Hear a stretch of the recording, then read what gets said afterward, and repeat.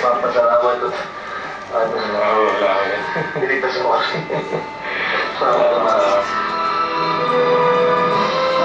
Ay! Ay! Ay! Kumain ko ba ng madamis, baby ko? Iba! Hinahali ka mo damit ni mama, ha?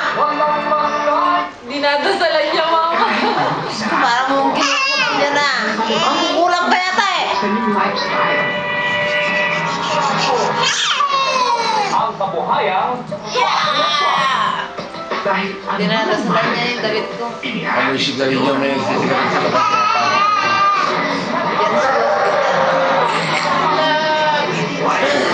Gawin ng basahan. Pambalas. Labha mo na lang ulit, mama. Kaya ako nga, ganyan. At natuyo naman na, no? Konting basa na lang. Ah! Yeah! Ano yung paglaba ka? Sige.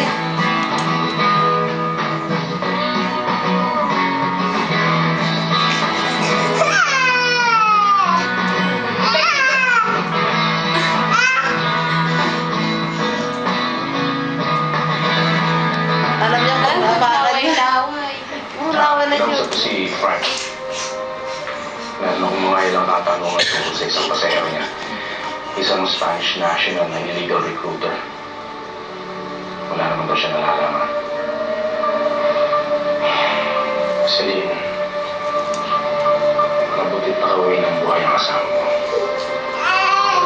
Hangad ko lang ngayon na sana maging maayos ang pagsasama niyo ngayon.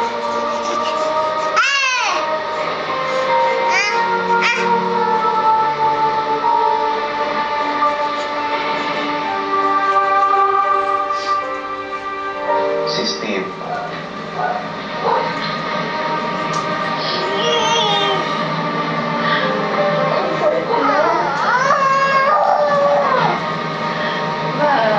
Iiwan ko na si Frank.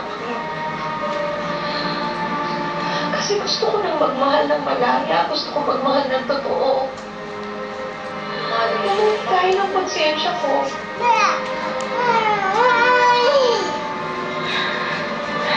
It's so unfair.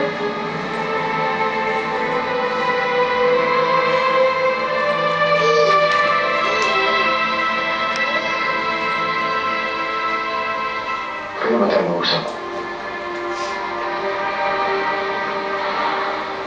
Pakiminin ko sa'yo ang lahat ngayon.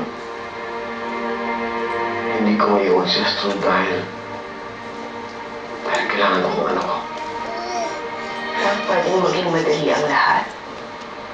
Sa kanya. Celine, may sakit si Ringo. Pag-iisip. Meron siyang bipolar disorder. Celine, hindi ko matatagpuan ang bata. Mahirap yung pinagdaanan ko.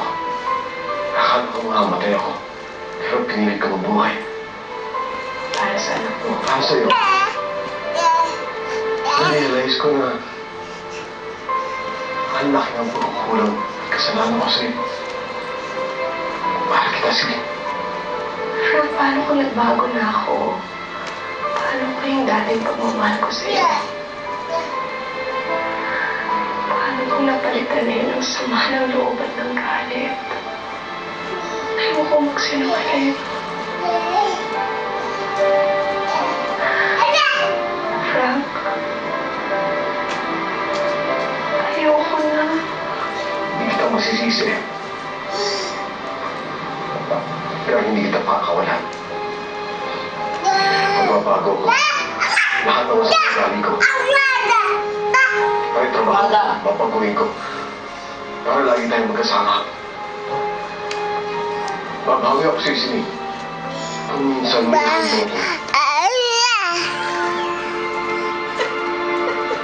Kaya ko pa rin gawin lahat para mahalin mo ko ulit. Saksak mo na may book kayo doon sa inyo. Ano ba kinain ko lang? Makanain mo ka na. Malungkot ka. Sexy doon. Oo. Pero gagaling din. Tapos, pupunta mo tayo sa States. Hindi natin pupunta kasi hindi ka naman nasawi. Kasi asawa niya si Tita Ching. Hindi. Ako ang asawa ng dati mo. Ikaw lang ang nag-iisang anak niya, kaya tayo lang ang pamilya niya. Gusto kong maintindihan mo kung bakit gano'n si Franklin. Ano pa nga sanang mag-uungkat pa ng mga sama